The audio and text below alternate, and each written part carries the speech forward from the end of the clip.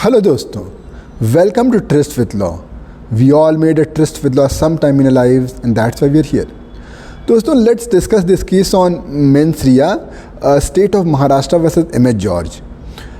इसमें आपको दो ओपिनियन दिखेंगे और उन्हीं से हम कंटेंशन समझते हैं और इससे हमें चीज़ें क्लियर होंगी एंड आई आस्क यू आप किस ओपिनियन से ज़्यादा अग्री करते हैं.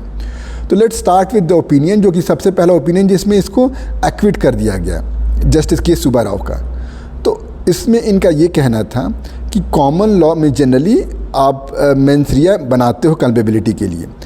कब एक्सक्लूड किया जाएगा? जब या तो उसमें explicit words of the statute और वो टर्म्स ऑफ द स्टैट्यूट और ऑब्जेक्ट ऑफ द स्टैट्यूट दोनों से देखते हैं, और नहीं तो by necessary implication. Necessary implication का मतलब क्या हुआ कि अगर उसमें हम मेंस रिया रीड करेंगे तो वो स्टैट्यूट नेगेटरी हो जाएगा, यूजलेस हो जाएगा, पर्पस डिफीट हो जाएगा.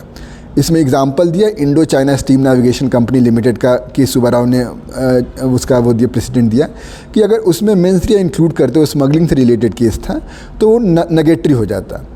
इस केस में जो फैक्ट थे कि एक जो कोई जर्मन बंदा आया था अपने जैकेट में गोल्ड क्यूब्स लेकर, और वो कह रहा था कि उसको मालूम नहीं था कि अब रूल चेंज होकर ये हो गया है कि अगर आप लेकर आ रहे हो तो आपको बताना पड़ेगा.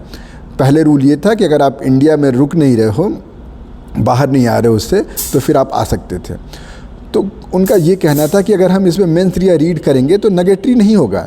इनफैक्ट वो लकलेस विक्टिम कॉन्सेप्ट उन्होंने दिया कि अगर कोई सपोज़ इस तरह आ गया, कोई जैकेट में लेकर गलती से, नॉलेज नहीं था, या किसी के जैकेट में किसी के लगेज में रख दिया बिना नॉलेज के, तो वो लोग भी पनिश हो जाएंगे अगर मेंस रिया नहीं रहेगा तो. फिर इसमें सुब्बा राव जी ने श्रीनिवास बोरलोया का केस का एग्जांपल दिया, जिसमें कोर्ट ने कहा था कि अगर कोई जो स्टैट्यूट है वो पब्लिक वेलफेयर के लिए बना हो या किसी ग्रेव ऑफेंस को या रेवेन्यू लॉस के लिए बनाया हो, तो इसका मतलब पर से ये नहीं कि उसमें मेंस रिया एक्सक्लूड हो जाएगी. हमें क्या देखना होगा कि क्या उसमें मेंस रिया को एक्सक्लूड करने से उस स्टैट्यूट का कंप्लायंस बढ़ रहा है या नहीं. तो जैसे इस केस में अगर आप देखेंगे, अगर आप इसमें मेंस रिया एक्सक्लूड कर देंगे कि वो सब लोग को पनिश होने चाहिए जो गोल्ड लेकर आए हैं विदाउट इवन मेंस रिया, तो इससे स्टैट्यूट का कंप्लायंस क्या बढ़ रहा है?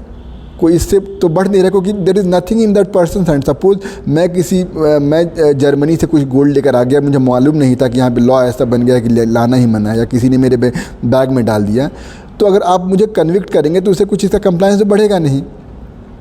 तो इसके बेसिस पे सुब्बा राव जी ने कहा कि नहीं, ये एक्विट होना चाहिए.